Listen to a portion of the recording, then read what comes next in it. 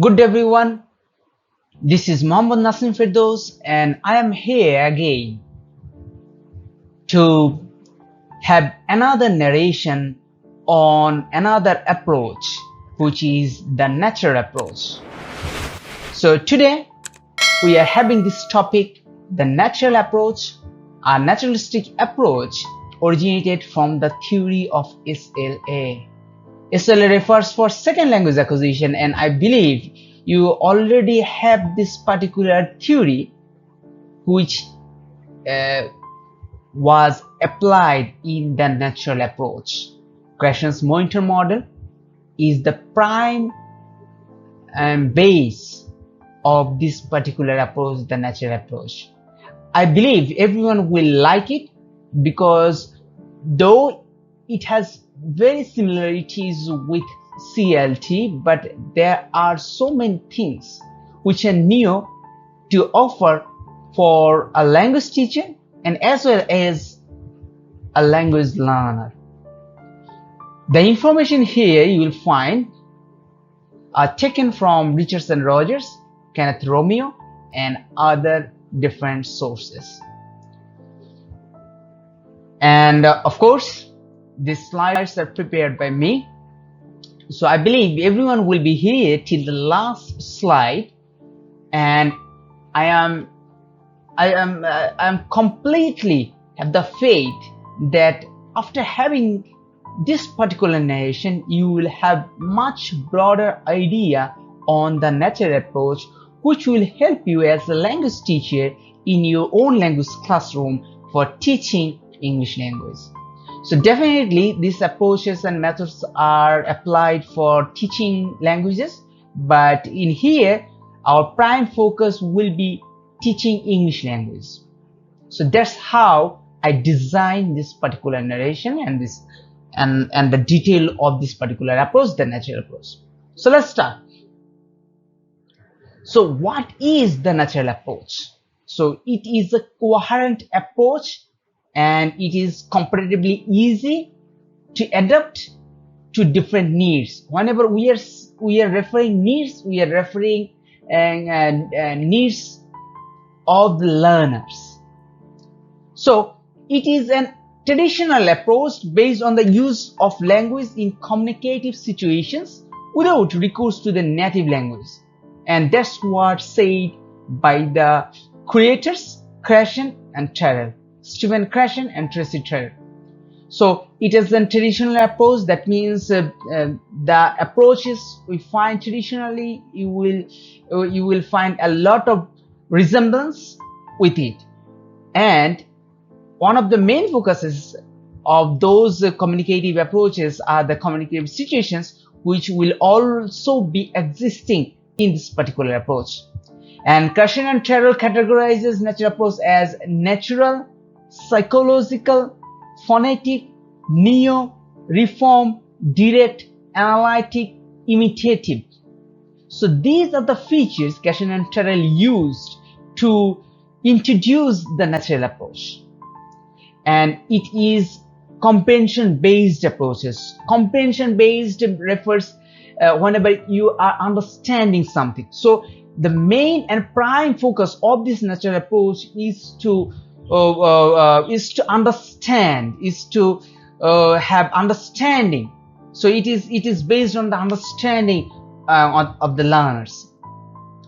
In the natural approach, there is an emphasis. So the emphasis will be on the exposure, input, rather than practice. So based mostly on the exposure and input rather than the practice. So it will have more whenever some teachers will give some instruction, and that's how the learner will get the input, or outside classroom setting the learner can get the input, and through that input the learner can develop his or her knowledge on the particular language.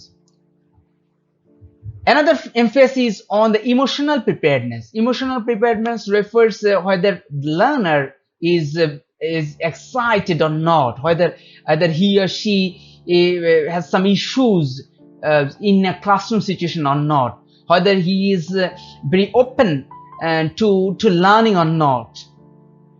a prolonged period of attention to what the language learners hear before they try to produce language. That means the learners need to have a long attention in order to learn the language, as the learners will not be forced to learn, will not be forced to speak, will not be forced to read. Rather, it will be mostly dependent on learners' wish. So our willingness to use written and other materials as a source of comprehensible input. So that's why it will be dependent on the learner's will. If the learner is willing to write, if the learner is willing to communicate, and that is the time materials will act as source of comprehensible input, and the long or the much comprehensible input he or she will have, the more he or she will have the output, which will develop his or her language skill. So the objectives, according to Terrell 1977, these are the objectives we can find under the natural approach. Immediate communicative competence. So it is mostly focused on communicative competence.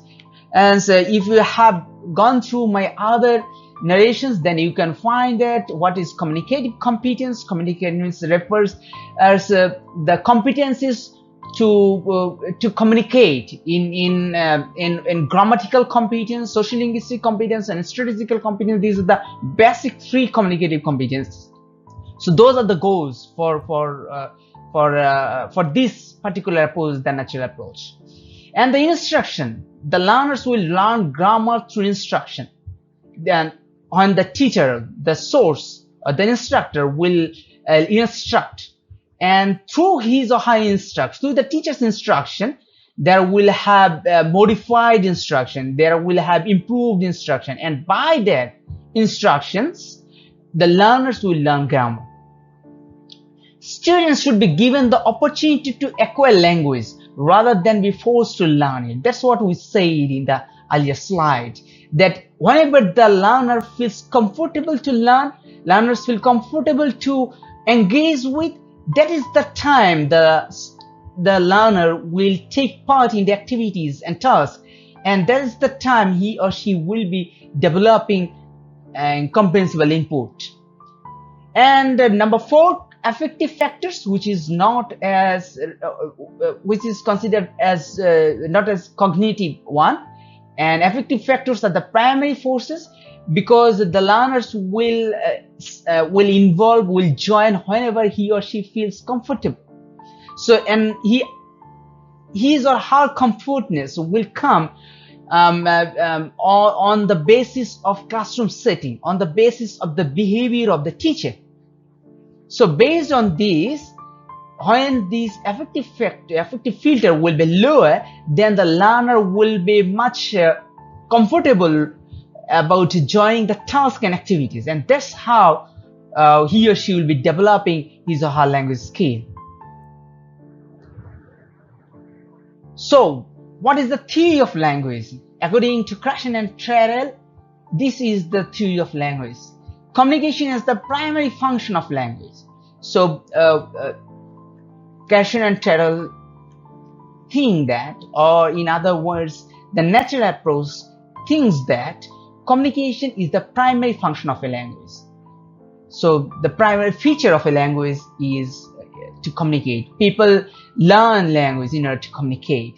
So that's the basic premise of a language.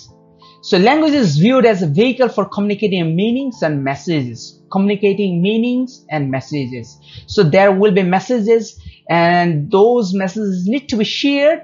The meanings that need to be communicated, and there's the and language is the vehicle of that. Language consists of lexical items, structures, and messages. Lexical items, structures, and messages. So any language, they are form of lexical items. That means some words. Based on those words, the idea we produce or keep in our brain, and the structures of a language, and the messages, that means the meanings. So these 3 items actually constitute a language. So language learning. So before starting this slide, I'm sorry to say, but I believe that if you do not have proper idea on Krashen's monitor model, it will be very difficult for you to understand the natural approach. I have uploaded that monitor model designed by Stephen Krashen. So if you have already came to here, still now give it a pause and go back to the Krashen's monitor model, and after learning that, come back again in here, because without having those model, you will not have proper learning on the natural approach. And as we are focusing on this approach, as we can design this approach and apply in our language classroom, so these are not our main focus. The model, the hypotheses are not our prime focus, though I will be talking brief about those focuses.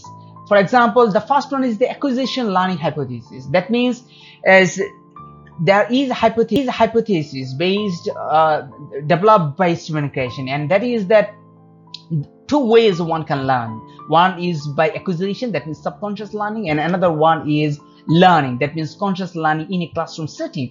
So if a learner learn in a subconscious process, in doing something, he is learning from doing some other thing, then that particular learning will be stored in left hemisphere, though other learning will be there, but that particular learning will act natural.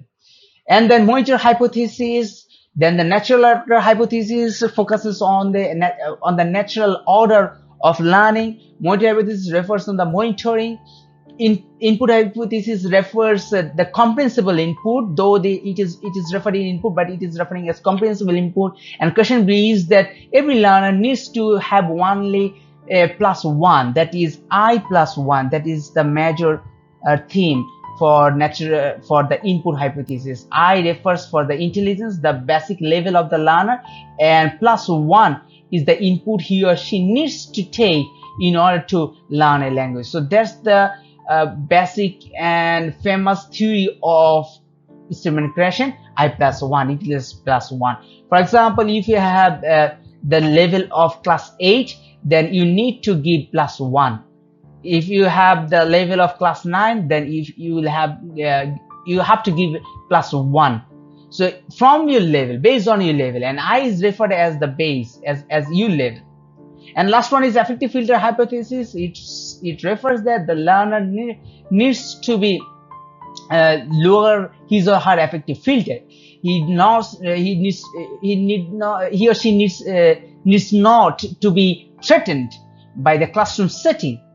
So if that happens, then the learner will have free flow for communicating and with the language in the classroom, which will have better experience of learning a language. So the design and syllabus, how this approach is designed. The natural approach is for beginners and is designed to help them become intermediates in communicating skills. So the way it is designed is it is mainly for the beginners who are starting learning a language and who are very much intense and excited and anxious about learning a language and very much focused on the errors. This particular approach is for them, as it is based on the communication and it focuses mainly on the learner's will. This approach waits for the learner's comfortability. That's why the syllabus will be based on the learner needs. Syllabus will be based on the learner needs. What the learner wants, what his or her needs will be the prime focus for developing or designing a syllabus. And designed to develop basic communication skills, both oral and written. That means both spoken and written, in order to develop the syllabus which can be applied in a natural approach setting classroom. So the design mostly will be developed on the basic communication skills. And the purpose of a language course will vary, yes, as you know that it has already written in here that learner needs. So that's why the purpose of a language course will vary according to the needs of the students and their particular interests, what they are interested in doing. If they're interested in speaking tasks, you need to develop speaking tasks. If they are interested in reading, you need to design a syllabus based on the reading. So it's mainly focused on the learner's needs. So types of learning and teaching activities from this slide and the slides to come will be very hazy because lots of information in there. I could have more slides, but I wanted to give it in one particular picture. So that's why I put most of the things in one particular slide, and that's why it becomes a little bit of hazy. But still, I believe it will be fine if you concentrate because I have I've highlighted the major things in there. So according to Brown, natural approaches main focus on meaning, not on form, not on structure. The teacher provides comprehensible language and simple response opportunities when learners are ready to talk in the target language. So we will be developing teaching activities, learning activities is based on the learner, and we'll be focusing on simple responses. So what are the simple responses? Maybe yes or no. For example, I maybe ask you a question, yes no question. Are you tired? Are you hungry? So these are yes no questions. So only the learner needs to say yes or no, or he or she can nod his head or her head and answer your questions. So the lower the response rate will be there, the learner will be more comfortable. That's what the natural approach believes. So that's why the gradual progression from yes no question, then either or questions, then a descriptive questions might be. But we have to focus as a language teacher, we have to focus whether the learners are ready or not. If the learners are ready, then we will be progressing from one particular section to another section. Otherwise, we need to put a hold there. And most of the techniques are from the familiar techniques within the framework of a method that focuses providing comprehensible input. Whenever those inputs which are referred as comprehensible input, those tasks and activities are applied, are adapted in the natural approach classroom setting. That's why classroom environment that cues comprehensible of input minimizes learner anxiety and maximizes learner self-confidence. So in one sense, we can easily say that it is based on a learner's motivation. If the learner is motivated, if the learner is self-confident, then he or she will be focusing on the next task, and that will help the classroom setting in a better position to learn a language. So what are the teachers' roles? Here I have provided 3 central roles for the teachers. As the teacher, first, the teacher is the primary source of comprehensible input. As like other approaches like CLT and TVLT, the role of a teacher is to become the source of the information. So here it is not different. So the teacher will be act as a primary source of comprehensible input. So that means the teacher will provide the input based on learners' level of understanding. Secondly, the natural approach teacher creates a classroom atmosphere that is interesting, friendly, and in which there is a low affective filter or learning. So whenever as a teacher you will be developing an interesting and friendly classroom where there will be low affective filter, it will be very good for learning environment. And finally, the teacher must choose and orchestrate a rich mix of classroom activities. Whenever we are saying a rich mix of classroom activities, so there will be lots of activities in there which can be adapted from other communicative approaches, and those as activities will be varying according to group sizes. That means the number of students, the content, and the context as well. Content, that means the material, of course. What you will be using as a teacher in your classroom, and of course the context, the situation in there. So learner's role, you have seen that in most of my cases I provide learner's role second and after the teacher's role. This is because as a student you are focusing on becoming a language teacher. So first you need to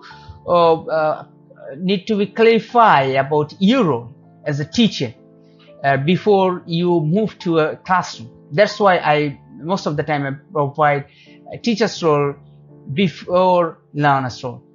But learner's role is also important. You need to make your students understand about the roles, and these 4 responsibilities are given for the learners, and these are: provide information about the specific goals, okay, what they want to do. So their specific goals, in order to clarify their specific goals, they need to give proper provide information so that acquisition activities can focus on the topics and situations. So if they are aware about their goals, then they can focus on the topics and situations based on the needs. The learners need to be active in order to ensure compensable input. So in order to have compensable input, they need to be active, of course.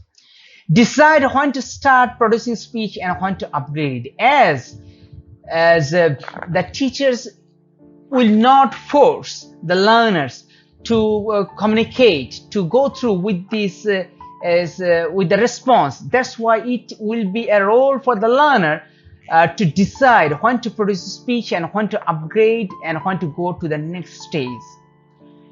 Number 4, when learning exercises are be a part of the program, decide with the teacher the relative amount of time to be devoted to them, and perhaps even complete and correct them independently.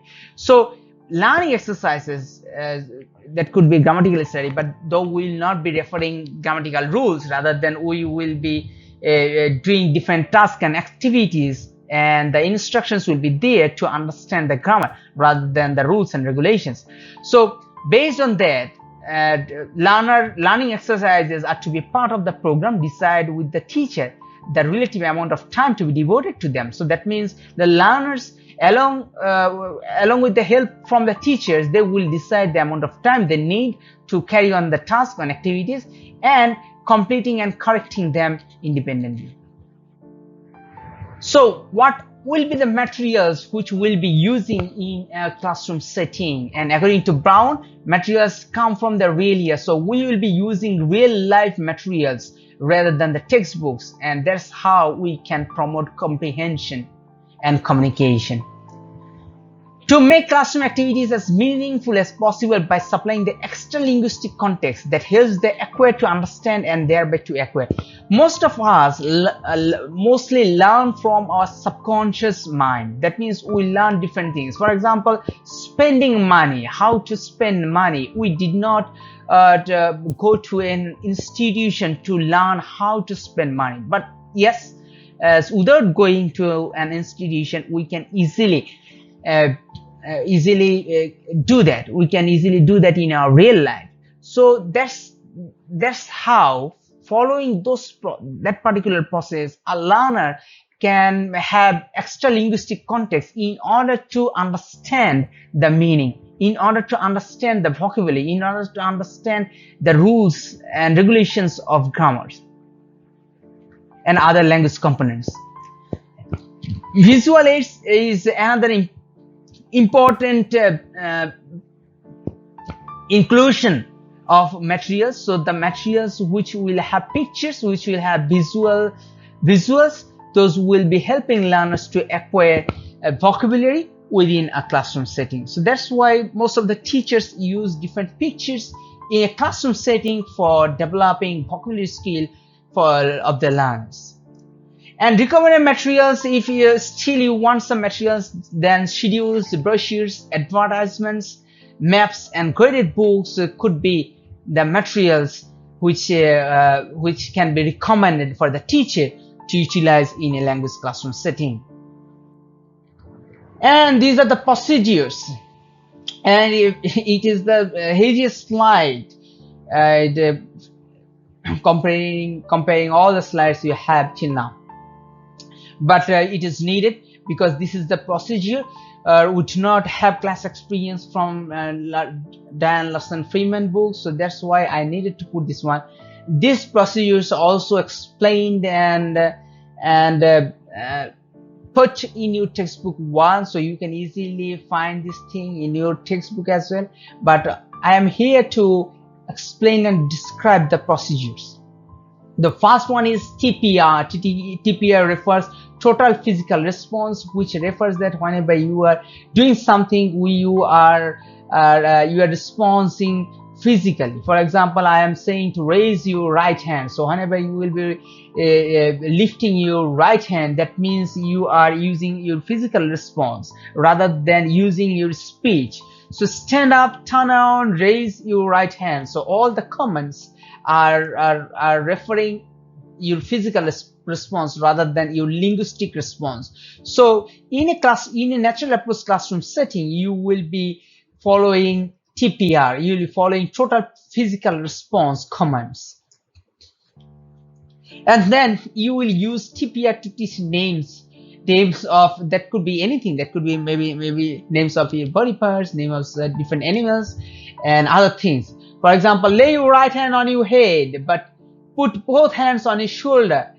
First touch your nose, then stand up and turn to the right 3 miles, and so forth. So here there will be lots of instruction, and through this instruction you will be able to identify different vocabulary. For example, first touch your nose. So if you know what is your nose, and if the teacher gives you some identification or some knowledge about nose and it's touching, so you will be touching your nose and you will understand that which is called as a nose. And then introduce classroom terms and props into commands. So pick up a pencil and put it under the book. Touch a wall, go to the door and knock 3 times. So these are all the instructions. The instructions which will help for classroom terms and props into commands. And by doing so, you will be having more instructions and involving your learners to the task and activities and exercise as well. Use names of physical characteristics. As we said that whenever you are referring different names, and they will be learning through this. So different clothes with different names, then the instructor can use according to the context, so which will help you to understand the vocabulary. For example, here, long, short, etc. You can use it to describe a student. For example, a teacher asks a student, "What is your name?" Then the student refers his or her name. Then the teacher says, "Look, class, look at Barbara." So the name of the student is Barbara. She has long brown hair. So the teacher is referring the color of her hair and the size of her hair. And by saying that, she is referring a real life object. Her hair is long and brown. Her hair is not short, it is long. So having these as words, the teacher wanted to learn these vocabularies in there. So using mind, pointing and context to ensure comprehension. So those are the things. So then the teacher might ask the question, "What's the name of the student with long brown hair?" So whenever by having this question, the student will understand what is referred as long brown hair. And the next step is using visuals. Whenever the teacher will be using magazine pictures, as for example, for my kid, I'm using some books which is mostly on the pictures. So the book is based on the birds, and in that book there are lots of pictures of different birds, and I refer my kid the name of the birds and match it with the picture. So that's how these visuals can be used in a classroom setting. The teacher can use in a classroom setting. Combine use of pictures with TPR. So there will be a combination of using pictures and total physical response. For example, Jim, find the pictures of the little girl with her dog and give it to the woman with the pink dress. So this could be one kind of exercise, one kind of activity. So the teacher will have pictures, the picture will have depicted a little girl with her dog. So that there may be a possibility of other pictures without this specific description, and the learner needs to find and specific information from those pictures. And then in the next stage, the teacher will combine observations about the pictures with commands and conditionals. If there is so many pictures standard, so it is one kind of mixture as well. First, you need to understand whether you have the picture of an woman or not, of a woman or not. Then you need, if you have this one, then you need to stand up. So there is the use of conditionals in there. So the learners will have the knowledge of rules of grounding structures from the instructions.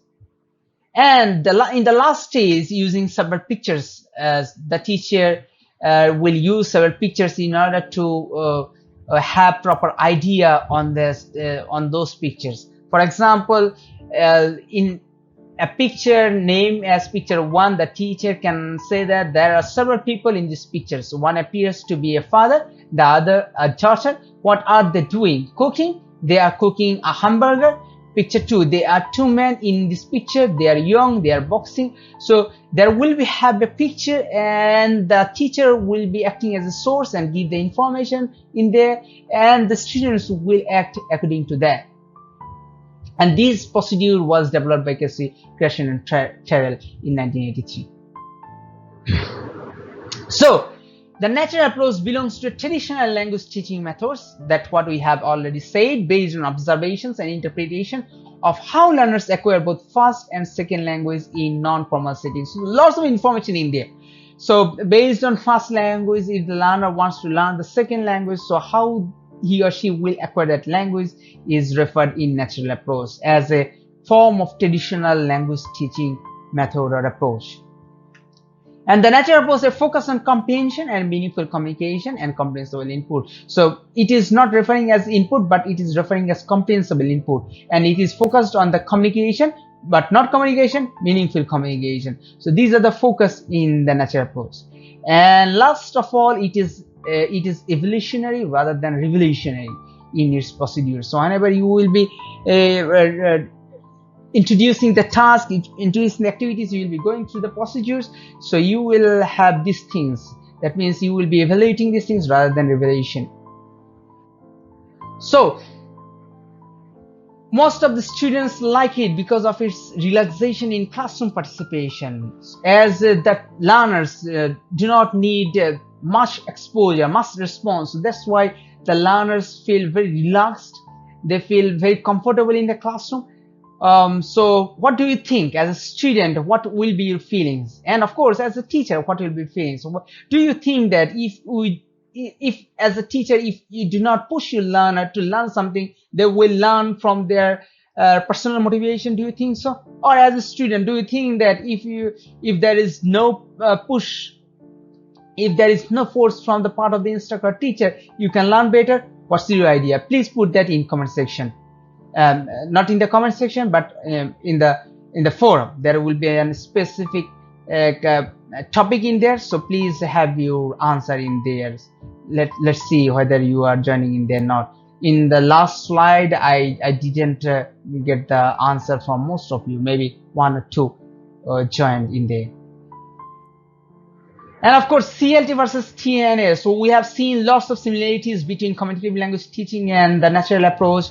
Whenever we are talking about meaning, whenever we are talking about comprehensible input, whenever we are talking about communication, whenever we are talking about realia. So I need you to develop both the similarities and dissimilarities between CLT and TNA. So make a list of similarities and make another list of dissimilarities and differences between CLT and TNA, and post it in forum as well. And there will be a specific topic and written as CLT versus TNA. So please put your comments in there. And these are the sources I took for developing this particular slides. So hopefully this you will have this as well. So if you have any question, then you should ask in forum. Please do join in forum. It is very important because your marks will be there for joining the forum, for participating in the forum. So please do participate. So thank you very much for being here, from last half an hour. So thank you very much.